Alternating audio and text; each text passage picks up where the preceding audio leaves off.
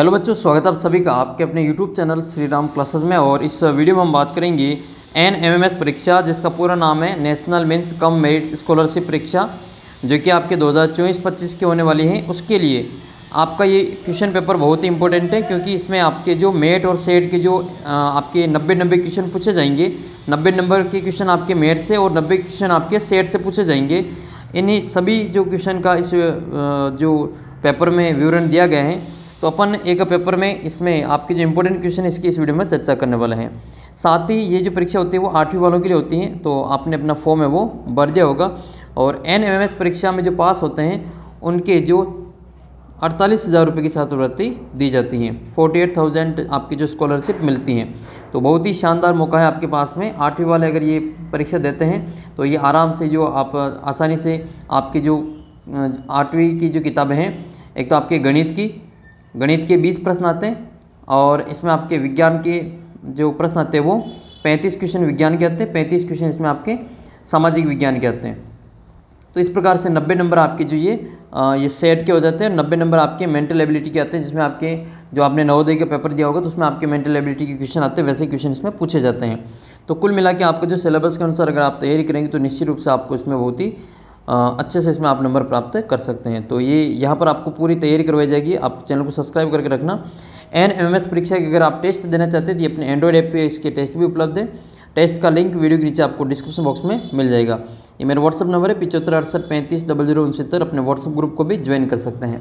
तो आइए इस वीडियो में आपका जो NMMS परीक्षा है उसमें आपके जो SST के क्वेश्चन है, 35 क्वेश्चन जो आपके सामाजिक विज्ञान के पूछे जाएंगे, वो किस टाइप के पूछे जाएंगे वो डिस्कस कर लेते हैं। वीडियो को शुरू से अंत तक देखना, ताकि आपको पूरी जानकारी मिल जाएगी कि आपके सामाजिक के क्वेश्चन कैसे इसमें पूछे जाते हैं। तो ये 90 क्वेश्चन तो आपके मेंटल एबिलिटी के पूछे जाएंगे, और 90 क्वेश्चन आपके सेट के पूछे जाएंगे, जो कि आपकी किताब के होंगे सामाजिक विज्ञान और गणित के। 35 क्वेश्चन विज्ञान के आएंगे, तो ये आपकी किताब के क्वेश्चन आपके सामने है। ये मैंने आपके विज्ञान के क्वेश्चन पहले अपलोड करके आप देख लेना इनको। तो विज्ञान के सारे क्वेश्चन मैंने आपको पहले ही सोल्व करवा के बता रखे हैं, तो वो आपको मिल जाएंगे। अब अपन इसमें आपके जो सामाजिक के क्वेश्चन पूछे जाएंगे, सामाजिक के जो क्वेश्चन है वो इसमें देख लेते हैं। सामने है आपके पहला प्रश्न, यानी कि सामाजिक का। ये इंग्लिश मीडियम वाले भी देख सकते हैं सामने आपके, और ये हिंदी मीडियम के लिए। बक्सर का युद्ध कब हुआ था? ऑप्शन आपके सामने है 1757, 1764, 1767, 1774। तो बक्सर का जो युद्ध होता है वो आपको पता होना चाहिए इसमें, या फिर आपको याद होगा। ये बक्सर का युद्ध आपके 1764 को होता है। 22 अक्टूबर 1764 को मेजर जो कासिम है, मेजर जो हेक्टर मुनरो है, उसके नेतृत्व में अंग्रेजी सेना के खिलाफ है जो एक तो अंग्रेज़ों के बीच में, और एक मीर कासिम, शुजा दौला और शाह आलम द्वितीय, इनकी संयुक्त सेनाओं के बीच में ये गंगा नदी के तट पर एक छोटा सा स्थान पड़ता है बक्सर, वहाँ पर ये युद्ध होता है। तो इसका उत्तर क्या हो जाएगा? 1764, जो कि आपका बी ऑप्शन में दे रखा है। नेक्स्ट क्वेश्चन आपके सामने है, पहली इंग्लिश फैक्ट्री 1651 में किस नदी के किनारे शुरू की गई? हुगली नदी, यमुना नदी, चंबल नदी और साबरमती नदी। तो इसका सही उत्तर हो जाएगा आपके हुगली नदी। अब आपको याद रखना है हुगली नदी, और ये 1651 में पहली इंग्लिश फैक्ट्री शुरू की गई थी। नेक्स्ट क्वेश्चन है आपके, शेर ए मैसूर के नाम से किसको जाना जाता है? तो शेर ए मैसूर के नाम से किसको जाना जाता है? सिराजुद्दौला को, हैदर अली को, टीपू सुल्तान को, या फिर मीर जाफ़र को? तो आपको अच्छे से याद होना चाहिए कि शेर ए मैसूर के नाम से किसको जाना जाता है। तो टीपू सुल्तान जो है, इनको शेर ए मैसूर के नाम से जाना जाता है। इसका उत्तर हम करेंगे टीपू सुल्तान। अगला क्वेश्चन आपका ये है, स्थायी बंदोबस्त 1793 लागू किया गया, इस समय भारत का गवर्नर जनरल कौन था? ऑप्शन है आपके इसमें लॉर्ड कॉर्नवालिस, और लॉर्ड डलहौजी, लॉर्ड माउंटबेटन और लॉर्ड हेस्टिंग। तो इसका जो आपकी है कि स्थायी बंदोबस्त जो कि 1793 में हुआ था, उस समय जो गवर्नर जनरल थे वो कौन थे? तो इसका जो सही आंसर है आपके ऑप्शन नंबर 1 में दे रखा है, लॉर्ड कॉर्नवालिस। ठीक है, तो लॉर्ड जो कॉर्नवालिस हैं वो स्थायी बंदोबस्त के समय जो भारत के गवर्नर जनरल थे। आप कमेंट करके बताना कि भारत का जो प्रथम गवर्नर जनरल है वो कौन था? भारत का प्रथम गवर्नर जनरल कौन था, और भारत का अंतिम वायसराय कौन था? भारत का अंतिम वायसराय कौन था, एक तो ये बताना है। एक आपको बताना है कि भारत का प्रथम गवर्नर जनरल कौन था। दोनों आप कमेंट करके बताएंगे इसका उत्तर। दोनों ही आपके पहले पार्ट में नाम दे रखा है। तो दोनों ही बहुत ही शानदार प्रश्न बनते हैं। पहला गवर्नर जनरल कौन था और अंतिम वायसराय कौन था। नेक्स्ट क्वेश्चन है आपका, नेक्स्ट क्वेश्चन ये है कि कैलिको अधिनियम का संबंध किससे है। काली मिर्च, कॉपर, कच्चा तेल और कपड़ा। तो ये जो कैलिको अधिनियम है वो 1720 में आया था और इसमें भारत में जो आयातित जो सूती वस्त्र है उनके उपयोग पर प्रतिबंध लगा दिया गया था। इसका मतलब ये किससे संबंधित हैं, ये कपड़ा से संबंधित है। सूती वस्त्र इसका मतलब ये कपड़े से संबंधित हैं।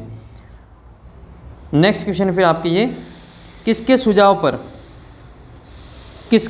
पर 1856 में विधवा विवाह के पक्ष में कानून पारित हुआ। ऑप्शन है पंडित रमाबाई, ईश्वरचंद विद्यासागर, राजाराम मोहन राय और स्वामी दयानंद सरस्वती। तो इसका अपन सही उत्तर करेंगे, ये ईश्वरचंद विद्यासागर हैं जिनके प्रयासों से 1856 में विधवा विवाह के पक्ष में कानून पारित हुआ था। तो इसका सही उत्तर हो जाएगा आपके ईश्वरचंद विद्यासागर। स्वामी दयानंद सरस्वती इन्होंने आर्य समाज की जो स्थापना की थी और इनकी जो किताब है वो आप कमेंट करके बताना कि स्वामी दयानंद सरस्वती की जो किताब है उसका नाम क्या है। अगला जो प्रश्न है वो है कि गुलामगिरी पुस्तक के लेखक कौन है। गुलामगिरी पुस्तक के लेखक डॉक्टर भीमराव अंबेडकर, महात्मा गांधी, ये पोट्टीश्री रामुलु और ज्योतिराव फुले। तो महात्मा ज्योतिराव जो फुले हैं ये गुलामगिरी पुस्तक के लेखक थे। तो इसका सही उत्तर हो जाएगा आपके ज्योतिराव फुले। महात्मा ज्योतिराव फुले ये गुलामगिरी पुस्तक के लेखक थे। एक प्रश्न आपके लिए है, एक तो भारतीय संविधान का जनक किसको कहा जाता है। भारतीय संविधान का जनक किसको कहा जाता है, कमेंट करके बताना है। साथ ही ये भी आप कमेंट करके बताएंगे कि जो भारत की जो प्रथम महिला शिक्षिका हैं, भारत की प्रथम महिला शिक्षिका, उसका नाम भी आप कमेंट करके बताएंगे। नेक्स्ट क्वेश्चन आपके सामने है। अगला प्रश्न आपका ये है कि फारसी भाषा में गोदाम को क्या कहा जाता है। तांती कहते हैं, देवांग कहते हैं, मोमिन कहते हैं या फिर औरांग कहते हैं। तो जो फारसी भाषा है उसमें गोदाम को क्या कहते हैं, गोदाम को औरांग कहा जाता है। इसका उत्तर आप याद रखें, गोदाम को औरांग कहा जाता है। नेक्स्ट क्वेश्चन आपका है, मध्य भारत में सतनामी आंदोलन की शुरुआत किसने की। ऑप्शन है घासीदास, हरिदास, सुंदरदास और रैदास। इसका जो करेक्ट आंसर है वो आपके सतनामी आंदोलन की जो शुरुआत की गई थी वो घासीदास के द्वारा की गई थी। ये सतनामी समूह है, इनकी स्थापना 1820 के अंदर जो मध्य भारत में जो छत्तीसगढ़ क्षेत्र में घासीदास के द्वारा इनकी जो स्थापना की गई थी। तो इसका उत्तर हम क्या करेंगे, घासीदास इसका करेक्ट आंसर होगा। नेक्स्ट है, मृदा संरक्षण की विधि नहीं है। इनमें से कौन सी मृदा संरक्षण की विधि नहीं है। ये पहले पार्ट में आपके दे रखा है, पहले दूसरे पार्ट में आपके। तो मल्च बनाना ये मृदा संरक्षण होता है। अतिचारण ये मृदा संरक्षण की, ये मृदा निम्नीकरण का कारण है। तो ये अपन इसका उत्तर करेंगे अतिचारण। बाकी वेदिका फॉर्म भी है, इसके अलावा रक्षक मेखला भी है। तीनों ही आपके पहला, तीसरा और चौथा, ये तीनों ही आपके मृदा संरक्षण की विधियाँ हैं, जबकि अतिचारण जो है वो आपके मृदा निम्नीकरण का कारण है। तो इसका उत्तर हम क्या करेंगे, अतिचारण करेंगे। नेक्स्ट क्वेश्चन है फिर आपके क्वेश्चन नंबर 136, अलवणीय जल की आपूर्ति का मुख्य कारक क्या है। अलवणीय जल की आपूर्ति का मुख्य कारक क्या है। बढ़ती जनसंख्या, नकदी फसलों की बढ़ती मांग, बढ़ता नगरीकरण और उपरोक्त सभी। तो इसका उत्तर हम करेंगे उपरोक्त सभी। अगला प्रश्न आपका है, विश्व की वनस्पति के मुख्य प्रकारों को कितने वर्गों में बांटा गया है। 2 वर्गों में, 6 वर्गों में, 4 वर्गों में या फिर 8 वर्गों में। तो इसका जो करेक्ट आंसर है वो होगा कि विश्व की जो वनस्पति उसको प्रमुख 4 वर्गों में बांटा गया है। वो 4 वर्ग कौन कौन से हैं। 4 वर्ग में फर्स्ट आता है आपका वन, सेकंड नंबर पे आता है आपका घास स्थल, वन के बाद में घास स्थल, और फिर आता है गुल्म, घास स्थल, गुल्म और टुंड्रा। ठीक है, टुंड्रा, ये 4 भाग में इसको बांटा गया है।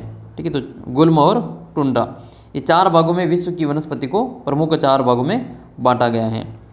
अगला क्वेश्चन आपका ये है कि इनमें से कौन सा अधात्विक खनिज का उदाहरण नहीं है। अधात्विक नहीं है, इसका मतलब वो क्या है, वो धात्विक हैं। वो कौन सा खनिज है, धात्विक है। इसका मतलब उसके तार बनाए जा सकते हैं।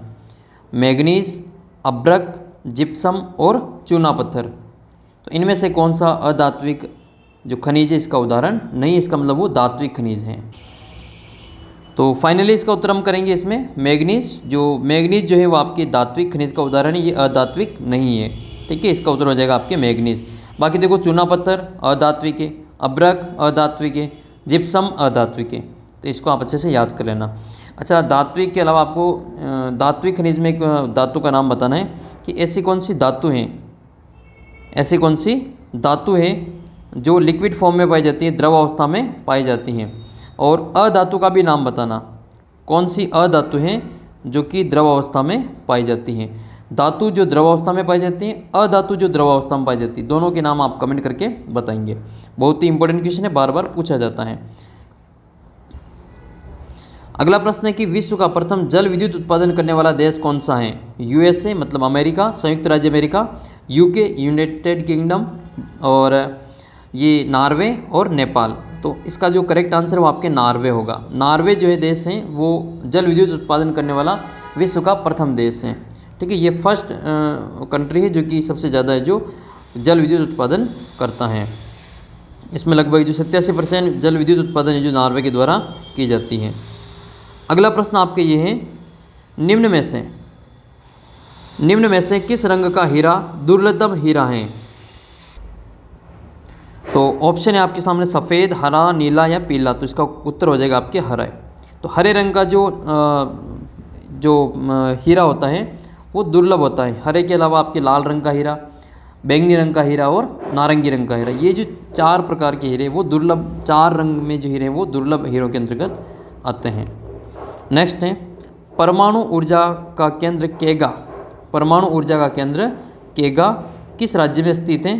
कर्नाटक, केरल, तमिलनाडु या महाराष्ट्र।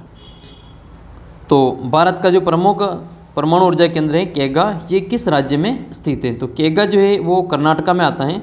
केगा परमाणु ऊर्जा केंद्र है वो कहाँ पे आता है, कर्नाटक में आता है। तो एक अपने राजस्थान में भी है परमाणु ऊर्जा केंद्र जो कि चित्तौड़गढ़ के रावतबाटा में आता है। चित्तौड़गढ़ के रावतबाटा में, रावतबाटा किस जिले में आता है, ये अपने चित्तौड़गढ़ में आता है, चित्तौड़गढ़ में स्थित है। एक तो चित्तौड़गढ़ में परमाणु ऊर्जा केंद्र है रावतबाटा में। इसके अलावा तमिलनाडु में, तो तमिलनाडु में जो आपके एक तो कुडनकुलम है, तमिलनाडु में 2 आते हैं, एक तो कुडनकुलम और एक कलपक्कम। कलपक्कम आता है और एक कुडनकुलम आता है। ये 2 आपके तमिलनाडु में आते हैं। और एक आपके महाराष्ट्र में आता है तारापुर। महाराष्ट्र में क्या है, तारापुर। तारापुर जो है वो भारत का पहला परमाणु ऊर्जा केंद्र है। तारापुर भारत का पहला परमाणु ऊर्जा केंद्र है। जबकि ये केरल में जो है कोई परमाणु ऊर्जा केंद्र नहीं है।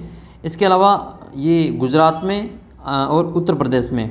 तो यूपी में जो एक परमाणु ऊर्जा केंद्र है उसका नाम है नरोरा। नरोरा ये एक स्थान पड़ता है जहाँ पर आपका परमाणु ऊर्जा केंद्र है। और गुजरात में जो है वो काकरापारा। गुजरात में कौन सा है, गुजरात में है काकरापारा। काकरापारा, ये काकरापारा ये गुजरात में पड़ता है। काकरापार या काकरापारा नाम है इसका, ये गुजरात में आता है। नरोरा ये यूपी में आता है। इसके अलावा भारत का पहला परमाणु ऊर्जा केंद्र तारापुर जो कि महाराष्ट्र में आता है। दूसरा ये रावतबाटा चित्तौड़गढ़ वाला है जो कि राजस्थान का पहला परमाणु ऊर्जा केंद्र है। राजस्थान का पहला परमाणु ऊर्जा केंद्र रावतबाटा चित्तौड़गढ़ में स्थित है। अगला क्वेश्चन आता है क्वेश्चन नंबर 142। भारत का मैनचेस्टर किसे कहा जाता है।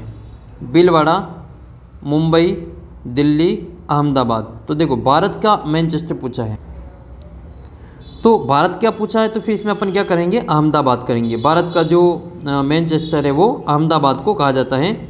और राजस्थान का मैनचेस्टर पूछे तो वो आप कमेंट करके बताएंगे कि राजस्थान का मैनचेस्टर किसको कहा जाता है, या उसको राजस्थान की वस्त्र नगरी भी कहते हैं। राजस्थान की वस्त्र नगरी भी कहा जाता है, उसको राजस्थान की टेक्सटाइल सिटी भी कहा जाता है। राजस्थान की टेक्सटाइल सिटी भी इसको कहा जाता है।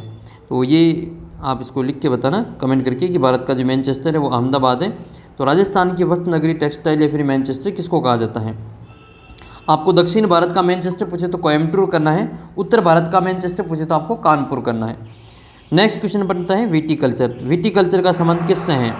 रेशम उत्पादन, सब्जी उत्पादन, अंगूर उत्पादन या शहद उत्पादन। तो रेशम उत्पादन जो है वो सेरीकल्चर है। रेशम उत्पादन जो है उसको क्या कहते हैं, रेशम पालन उत्पादन करते हैं उसको सेरीकल्चर कहा जाता है। और सब्जी उत्पादन जो उद्यानी है वो उसको अपन हॉर्टिकल्चर कहते हैं। अंगूर का जो उत्पादन है उसको विटीकल्चर कहा जाता है। अंगूर उत्पादन को विटीकल्चर कहते हैं। और शहद उत्पादन जो है वो मधुमक्खी पालन जो किया जाता है वो शहद उत्पादन होता है। तो मधुमक्खी पालन को क्या कहते हैं, उसको एपीकल्चर कहा जाता है। एपीकल्चर कहते हैं। मधुमक्खी पालन एपीकल्चर कहलाती है। ये रेशम उत्पादन है वो सेरीकल्चर कहलाती है। आप कमेंट करके बताना कि अगर रेशम उत्पादन करना है, रेशम कीट पालना है आपको, तो आपको किस पौधे के, किस पेड़ के जो बाग लगाने पड़ेंगे, किस पौधे के बागान आपको लगाने पड़ेंगे, पेड़ पौधे लगाने पड़ेंगे। वो पौधा कौन सा होगा जिसमें आप रेशम कीट उत्पादन करेंगे, रेशम कीट पालेंगे और उससे रेशम का उत्पादन होगा। तो उस पौधे का नाम आप कमेंट करके बताना है, किस पौधे से जो रेशम का उत्पादन किया जाता है। नेक्स्ट क्वेश्चन है, भारतीय संविधान का जनक किसको कहा जाता है। मैंने आपको ऊपर क्वेश्चन पूछा था भारतीय संविधान का जनक किसको कहा जाता है, तो इसका सही उत्तर आपके ऑप्शन है भीमराव अम्बेडकर, राजेंद्र प्रसाद, महात्मा गांधी और पंडित जवाहरलाल नेहरू। तो इसमें जो पंडित जवाहरलाल नेहरू जो हैं वो भारत के प्रथम पीएम हैं। फर्स्ट पीएम कौन बने थे, प्रधानमंत्री, वो पंडित जवाहरलाल नेहरू बने थे। फर्स्ट प्रेसिडेंट जो बने थे राष्ट्रपति, वो हमारे डॉक्टर राजेंद्र प्रसाद हैं।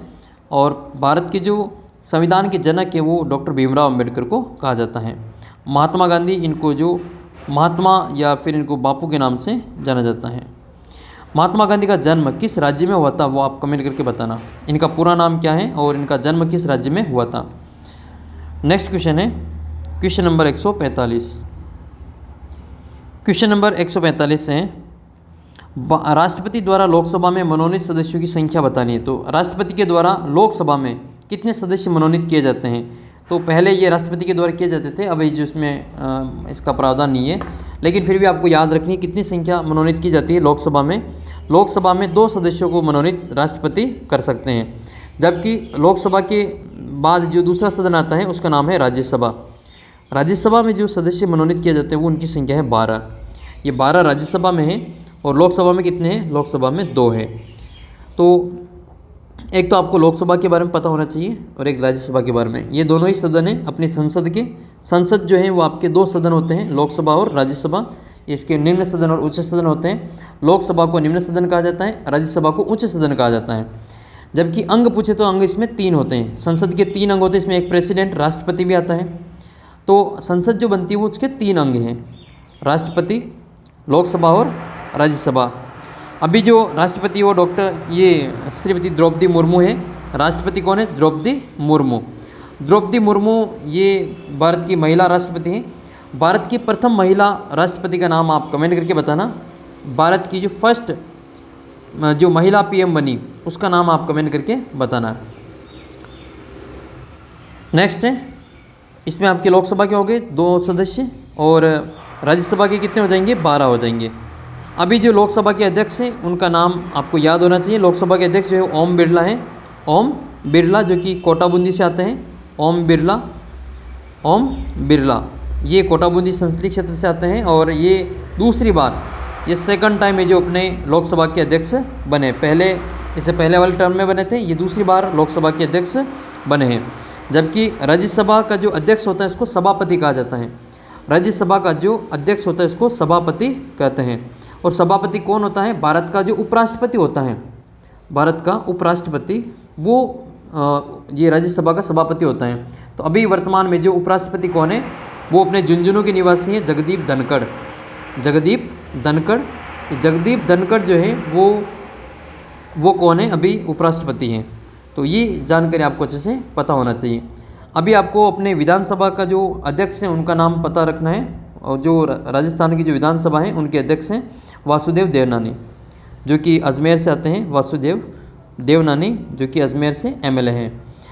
इसके अलावा आपको ये पता होना चाहिए कि अपने लोकसभा की सीटें कितनी हैं राजस्थान में। तो लोकसभा की सीटें हैं 25 और राज्यसभा की कितनी हैं, राज्यसभा की हैं 10। टोटल संसद में कितने सांसद बैठते हैं, 10 और 25 35 राजस्थान से बैठते हैं।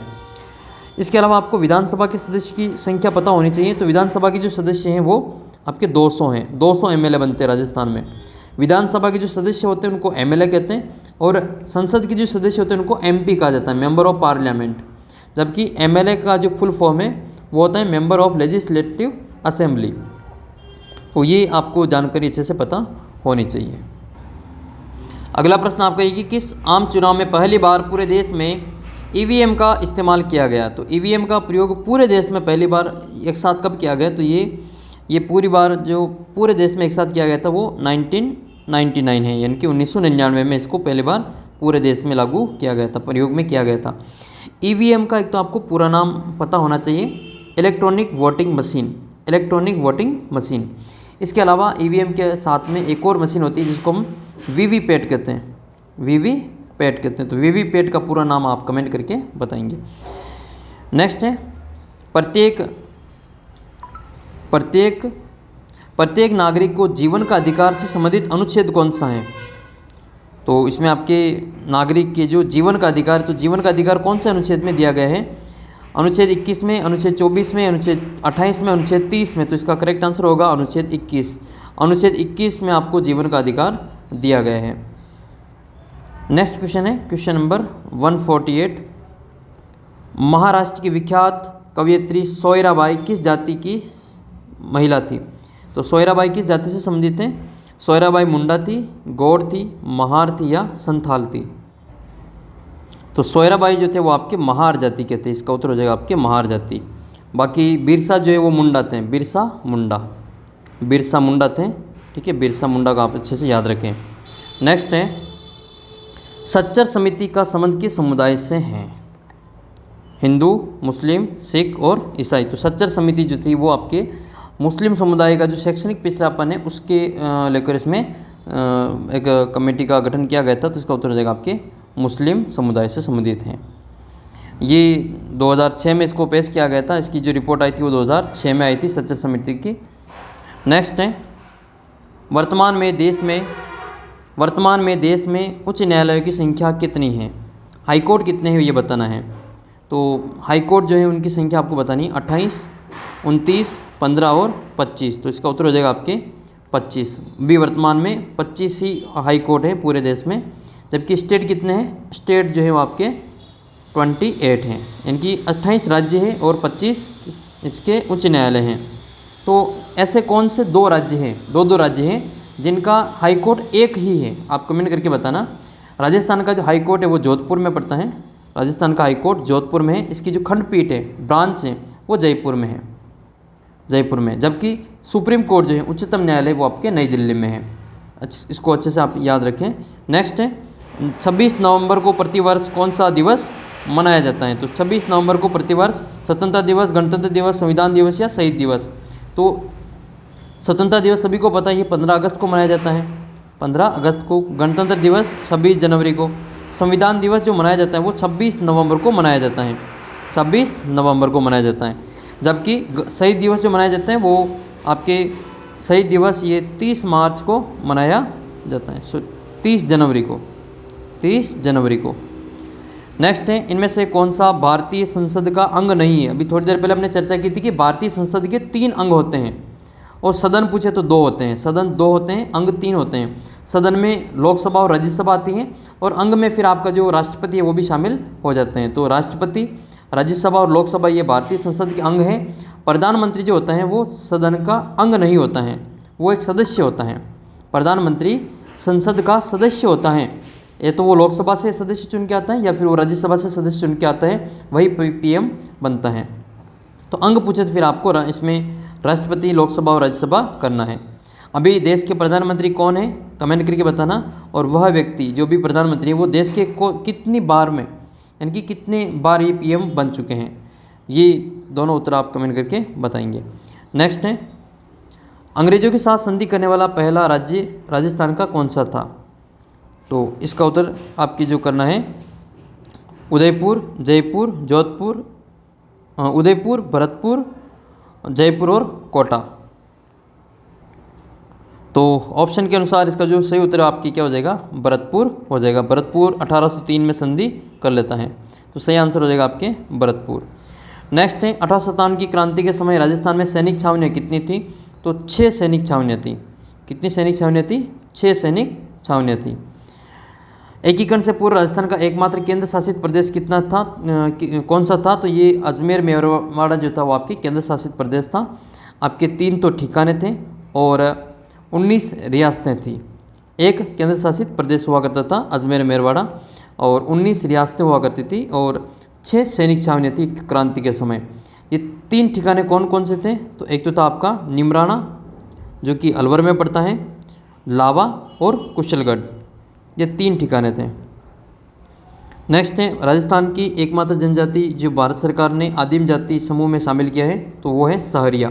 सहरिया जनजाति ये किशनगढ़ और बारां के जो किशनगढ़ में निवास करती हैं, किशनगंज और शाहबाद में, ये 12 जिले में निवास करती है राजस्थान में, और एकमात्र जनजाति जिसको आदिम जनजाति समूह में शामिल किया गया है। नेक्स्ट है राजस्थान में सर्वाधिक उपलब्ध जो खनिज है वो कौन सा है? ऑप्शन है रॉक फास्फेट, सीसा, जस्ता और तांबा। तो फाइनल जो इसका सही उत्तर होगा वो रॉक फास्फेट हो जाएगा। रॉक फास्फेट सबसे ज़्यादा उपलब्ध खनिज है। भारत में पहली रेल कब चलाई गई? 1853, 1857, 1874 और 1919। तो भारत में पहली रेल 16 अप्रैल 1953 को चलाई गई थी मुंबई और ठाणे के बीच में। ये बम्बई और ठाणे के बीच में चलाई गई थी, बम्बई के बोरी बंदर और ठाणे के बीच में इसको चलाया गया था। 1853 इसका करेक्ट आंसर होगा। नेक्स्ट है साझा अभियान का मुख्य उद्देश्य क्या है? तो साझा अभियान जो है वो बाल विवाह से मुक्ति प्राप्त करने के लिए या फिर बाल विवाह को रोकने के लिए ये अभियान शुरू किया गया था। नेक्स्ट क्वेश्चन है काली सिंध और आहू नदी के संगम पर कौन सा दुर्ग बना हुआ है? ये जल दुर्ग है जो कि काली सिंध और आहू नदी के संगम पर बना हुआ है, और ये गागरोन का किला है जो कि झालावाड़ ज़िले में पड़ता है। ये झालावाड़ ज़िले में आता है, ये आपके और आहू और परवन नदी ये काली सिंध नदी पर बना हुआ है। लोहागढ़ भरतपुर में पड़ता है। जालोर में। ये कुंभलगढ़ जो किला है वो राजसमंद में आता है, राजसमंद में पड़ता है। अच्छा, कुंभलगढ़ दुर्ग में कौन से मेवाड़ के महाराणा का जन्म हुआ था? कमेंट करके बताना है। कुंभलगढ़ दुर्ग का जो शिल्पी था वो उसका भी नाम आप कमेंट करके बताएंगे। तो ये थे आपके 35 एसएसटी के क्वेश्चन। राजस्थान जीके की जो क्वेश्चन है एसएसटी के सामाजिक के, वो इस प्रकार के क्वेश्चन पूछे गए। कैसा लगा ये वीडियो? आपकी गणित के भी मैं आपको 20 क्वेश्चन जो पूछे जाएंगे वो आपको बता दूंगा अलग से वीडियो में। साइंस के मैंने पहले अपलोड करके चैनल को सब्सक्राइब करके वो भी आप देख लेना। और जो मेंटल एबिलिटी के क्वेश्चन आएंगे वो इस प्रकार से पूछे जाएंगे, ये भी आपको सभी क्वेश्चन यहाँ पे सॉल्व करवा दिए जाएंगे।